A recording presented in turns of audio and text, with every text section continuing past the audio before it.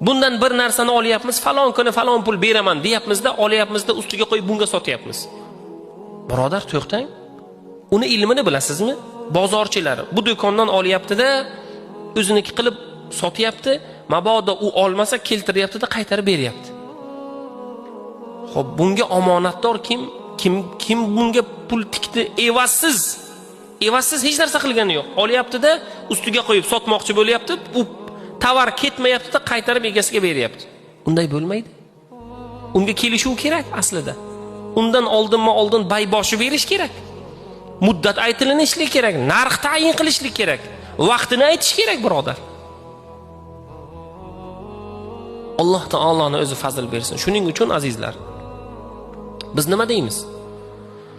Qilayotgan ishingiz bor, har turli kasb egalarisiz.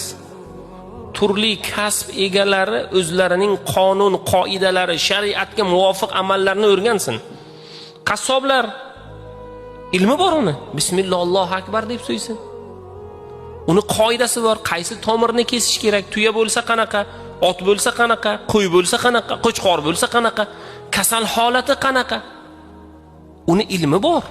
Uni shariatga muvofiq amallari bor. Undan keyin tarozu masalalari bor. Ularni o'rgating. Faqat dunyo manfaati, kilogramdagi og'irlik va qo'limizdagi moddiy pul shaklida bo'lgan narsalarning ko'p va kattaligi, oz va kichikligida emas, barakali va barakasizligida ham gap ko'p.